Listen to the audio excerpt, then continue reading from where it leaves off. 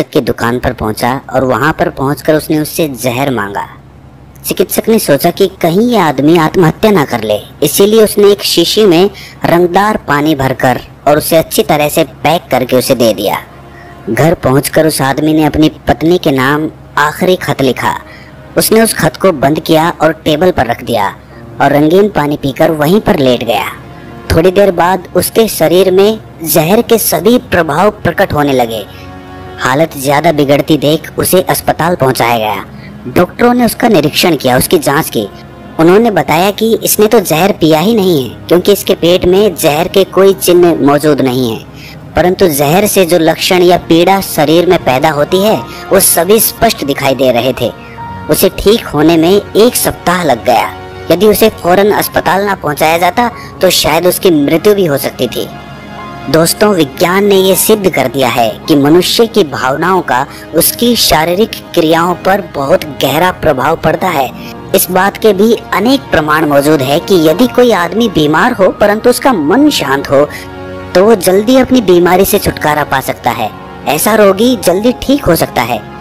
परंतु इसके विपरीत यदि किसी आदमी को कोई छोटी मोटी बीमारी भी हो लेकिन उसके मन में कोई शंका, डर या फिर कोई चिंता बसी हुई हो तो ऐसे रोगी को ठीक करना बहुत मुश्किल हो जाता है। आपको ये बात कभी नहीं भूलनी चाहिए कि खून की गति और हमारे शारीरिक स्वास्थ्य में सीधा संबंध होता है। यदि खून की गति में कोई गड़बड़ हो जाती है तो हम रोगी हो जाते हैं, और इसके विपरीत यदि वो ठीक तरह से चलती है तो हम स्वस्थ रहते हैं। आप ये तो जानते ही होंगे कि मन में जो उथल पुथल होती है वो हमारे खून के प्रवाह को भी प्रभावित करती है। मन में जो भी परिवर्तन होता है वो स्पष्ट रूप से हमारे खून के बहाव में भी परिवर्तन कर देता है। क्रोध आने पर, कोई डर उत्पन्न हो जाने पर अथवा किसी प्रकार की दुर्घटना घट जाने पर हमारे खून के प्रवाह के प्रमुख स्रोत हृदय पर फौरन प्रभाव पड़ता है। आपको ये भी पता होगा कि क्रोध आने पर रक्तचाप बढ़ जाता है। ऐसा कहा जाता है कि यदि घोड़े का मालिक घोड़े को चाबुक लगाए या यूं कि उसे डांटे फटकारे तो घोड़े के हृदय की धड़कन 10-12 बार प्रति मिनट अधिक तेज हो जाती है। क्रोध, चिंता, भय या फिर अन्य किसी भी प्रकार के मानसिक कष्टों, क्लेशों एवं तनाव आदि से खून के प्रवाह में भारी परिवर्तन होता है। उस परिवर्तन का शरीर के अंगों पर भी प्रभाव पड़ता है। वे रोगों को ग्रहण करने लगते हैं और इस प्रकार मनुष्य की आयु कम होने लगती है। मन में बीमारी के दूर होने के प्रति जितना शक होता है, रोग के कारण जितनी चिंताएं अधिक बढ़ जाती हैं, तो रोग जितना कष्टकारी होता है उससे भी ज्यादा कष्टकारी हो जाता है।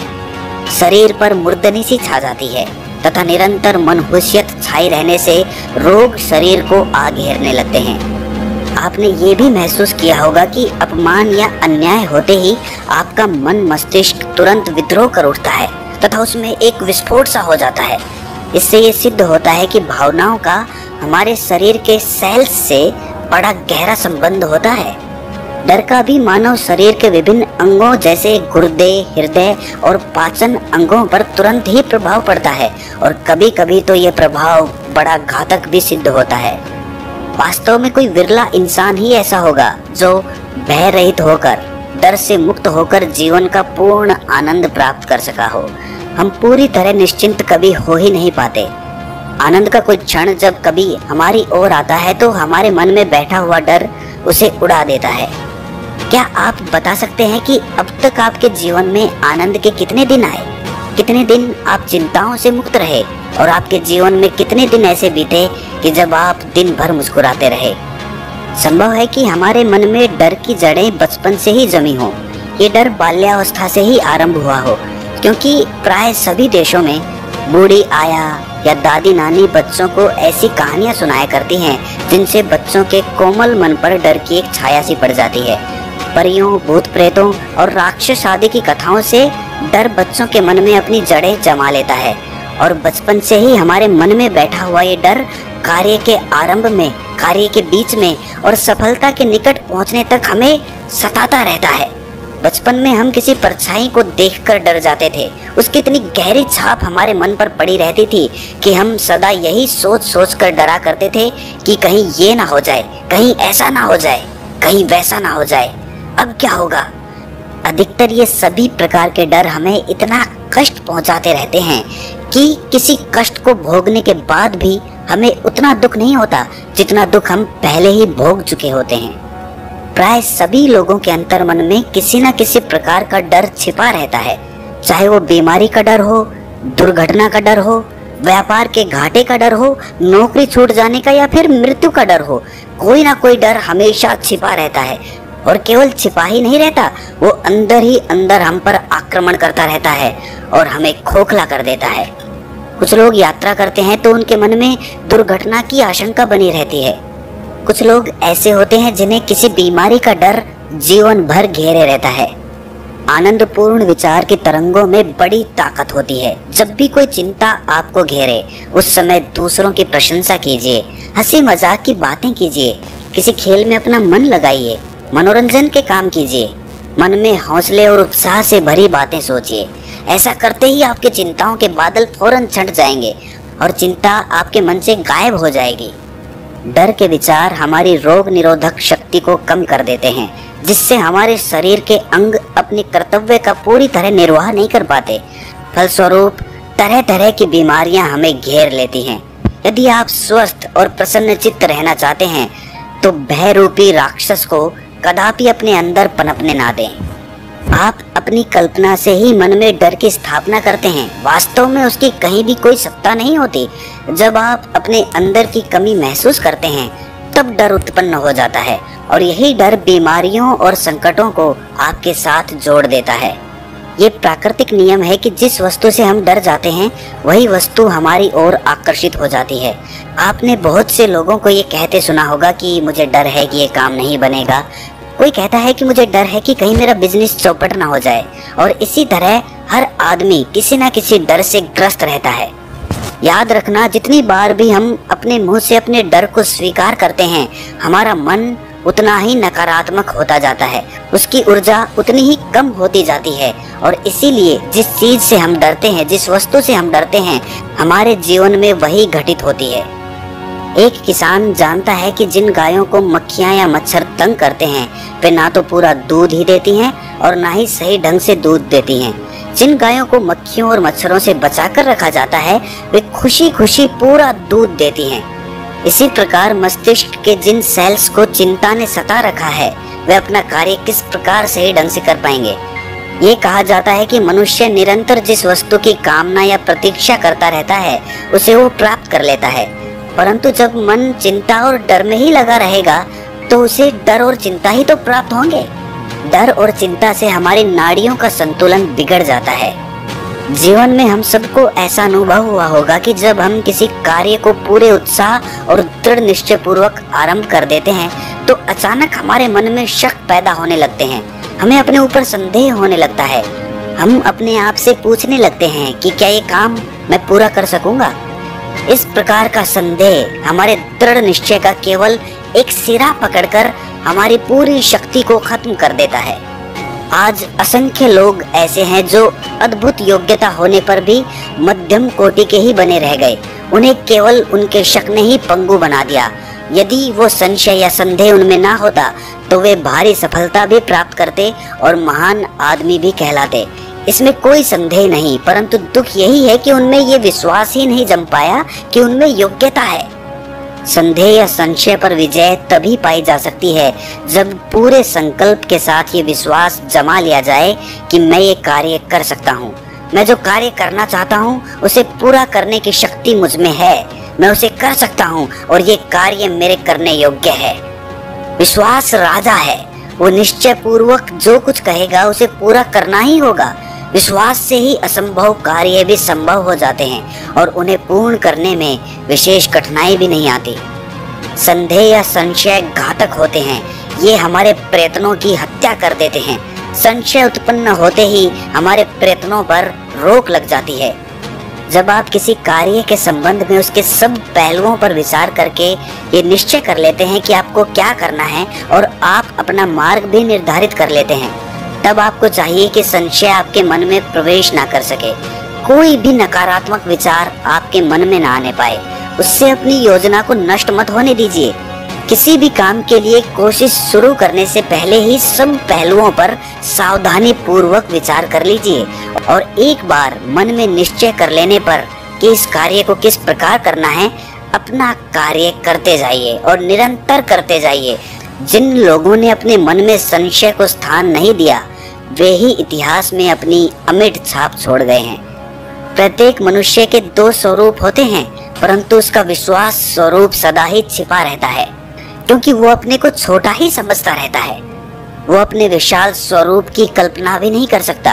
वे नहीं जानते कि उनके अंदर एक ब्रह्मांड बसा हुआ है, लेकिन अब तक वो प्रकट नहीं हुआ। डर के कारण वो अब तक अंदर ही दबा रहा। एक नौजवान युवक ने एक बहुत बड़े विश्वविद्यालय से स्नातक की उपाधि प्राप्त की। उसके बाद वो नौकरी की खोज में निकल गया। कई महीनों तक उसे नौकरी नहीं मिली और वो निराश हो गया। उसमें स्वाभिमान कूट कूट कर भरा था। पैसे खत्म हो जाने के कारण उसे 2 दिन से खाना भी नहीं मिल पाया था और किराया न दे पाने के कारण उसके रहने का कमरा भी छूट गया था। वो कई रातें बगीचे में सोकर बिताता रहा, बेंच पर सोता रहा, लाचारी से करवटें बदलता रहा। उसे ये अनुभव होने लगा कि उसके लिए धरती और आकाश सब उलट पलट गए हैं। उसे अपना जीवन व्यर्थ प्रतीत होने लगा। वो नौकरी के लिए जहाँ भी जाता, नौकरी नहीं मिलती। आखिर निराश होकर उसने नौकरी खोजना ही बंद कर दिया। उसे ऐसा प्रतीत होने लगा कि उसके भविष्य में प्रकाश की एक भी रेखा नहीं बची। उसे इस डर ने जकड़ लिया कि वो निकम्मे और बेकार लोगों की श्रेणी में धकेल दिया गया है। उसके कपड़े फटने लगे थे। अब उसकी वो दशा हो गई थी कि इस वेश में वो किसी के सामने नहीं जा सकता था और कहीं भी वो जाने की कोशिश करता तो उसे धिक्कार कर बाहर निकाल दिया जाता। बहुत कोशिश करने पर उसे एक रद्दी होटल में बर्तन मांजने की नौकरी मिल गई। इससे उसकी रोटी तो जैसे तैसे चलने लगी, परंतु सोने के लिए उसे अब भी बाग में ही सोना पड़ता था। एक रात इसी दुर्दशा में वो बेंच पर लेटा हुआ था कि अचानक उसे एक नई दृष्टि प्राप्त हुई। उसे आकाश में मोटे मोटे आग जैसे लाल अक्षरों में दिखाई दिया, अपने पर विश्वास रखो। उस रात वो सो नहीं सका। बेचैनी से सवेरा होने की प्रतीक्षा करने लगा। सवेरा होते ही उसने अपने मन में ये बात फिर से दोहराई, अपने पर विश्वास रखो। वो उठा और नदी पर गया। वहां जाकर उसने अपने हाथ मुंह धोए, खूब अच्छी तरह दाढ़ी साफ की। अब वो किसी ऑफिस में इंटरव्यू देने के लिए जाता तो लोग उसकी इज्जत करने लगे थे। उसके कपड़े ज्यादा अच्छे नहीं थे, परंतु उसके मुख पर आत्मविश्वास की झलक दिखाई दे रही थी। आशा की एक किरण दिखाई दे रही थी। अब वो चोर नहीं समझा जाता था। वो जो कुछ बोलता उसमें आत्मविश्वास टपकता रहता था और एक दिन उसे बहुत अच्छी नौकरी प्राप्त हुई। दोस्तों, डर हमारे मन को कमजोर कर देता है, हमारे दिमाग का, हमारे मन का संतुलन बिगाड़ देता है और आत्मविश्वास कुछ ना होते हुए भी राजा की तरह जिंदगी जीना हम में एक अद्भुत शक्ति पैदा करता है, जिस शक्ति का इस्तेमाल करके हम दुनिया में कुछ भी हासिल कर सकते हैं। लगे रहिए, आत्मविश्वास रखिए अपने ऊपर और अपने मन में किसी भी डर के लिए, किसी भी संशय के लिए कोई जगह खाली मत छोड़िए। तो मानव शरीर मिलना अपने आप में एक दुख होता है और बीमारियों के बारे में सोच सोच कर हम इस दुख को और ज्यादा बढ़ा लेते हैं। हम सबको पता होता है कि जीवन की अलग अलग अवस्थाएं होती हैं।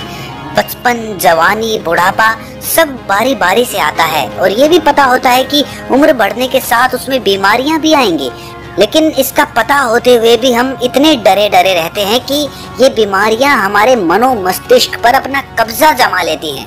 जो लोग शारीरिक पीड़ा होने पर भी हमेशा खुश रहते हैं, ऐसे लोग दूसरों के लिए एक उदाहरण छोड़ जाते हैं। वो छोड़ जाते हैं जिंदगी जीने का तरीका। लोगों को ऐसे लोगों से सीखना चाहिए जिनके पास कुछ नहीं है, धन संपदा तो छोड़ो, उनके पास अपना शरीर भी स्वस्थ नहीं है और फिर भी वो लोग हंसी खुशी से जीते हैं। हाँ, आप सही सुन रहे हैं, मौजूद हैं ऐसे लोग, हमारे आसपास ही देखने पर मिल जाएंगे, लेकिन हम उनकी तरफ कभी ध्यान ही नहीं देते। हमें दुनिया में अपना दुख ही सबसे बड़ा दुख लगता है, लेकिन जब आप बाहर निकल कर देखेंगे तब आपको पता चलेगा कि आपसे भी ज्यादा दुखी लोग यहाँ पर मौजूद हैं और बावजूद इसके वो खुशी खुशी अपना जीवन जीते हैं। अगर सोचने से, चिंता करने से दुख दूर हो जाते तो सभी के दुख दूर हो चुके होते, क्योंकि अधिकतर लोग सिर्फ चिंता करते हैं, दुख में रहते हैं, लेकिन उनके जीवन में कुछ भी नहीं बदलता। उनका जीवन वैसे का वैसा चलता रहता है, बल्कि उससे भी ज्यादा दुखी हो जाता है। किसी ने क्या खूब कहा है, अगर मजे में जीवन जीना है तो हमेशा विपरीत परिस्थितियों में खुश रहना सीखो। जब भी कोई दुख आए मुस्कुराओ, हंसो और अपने आप से कहो कि यही तो जीवन है, यही तो जीने का तरीका है। दुख आते हैं उनको झेलते जाओ, मुस्कुराते हुए झेलते जाओ। झेलना शब्द भी गलत है। आप उस दुख के साक्षी बने रहो, उसे देखते रहो और धीरे धीरे आपको पता चलेगा कि सुख और दुख सिर्फ एक नाटक की तरह होते हैं। नाटक बदलता है तो सिचुएशन बदल जाती है, कभी सुख होता है तो कभी दुख होता है और हम उसमें सिर्फ अभिनय कर रहे होते हैं, अभिनेता होते हैं। लेकिन हमारी भूल यही होती है कि हम उस नाटक को ही सच्चाई मान बैठे हैं। नाटक में ही इतना घुल मिल गए हैं या फिर नाटक में ही इतना मजा आने लगा है कि वही जीवन की सच्चाई बन गया है। लेकिन वास्तविकता में ऐसा कुछ भी नहीं है, क्योंकि जिस भी चीज को आप यहाँ पर संजो के रखने की कोशिश करोगे वही चीज जीवन के अंत में आपका साथ छोड़ देगी। तो फिर ये नाटक नहीं तो और क्या है? आप क्या संग्रह करना चाहते हैं? अपने शरीर को कितना ही बचाओगे, कितनी ही बीमारियों से उसे दूर रखोगे, वो तो एक दिन खत्म हो ही जाएगा। इस कथन का मतलब ये बिल्कुल नहीं है कि अपने ऊपर ध्यान ही मत दो, अपनी चिंता ही मत करो, अपने शरीर की देखभाल ही ना करो। वो सारी चीजें हमें करनी चाहिए, लेकिन उसके बारे में व्यर्थ में चिंता करना, हमेशा सोचते रहना, बीमारियों के बारे में नाना प्रकार की बातें अपने दिमाग में लाना, वो सब बेफिजूल होता है।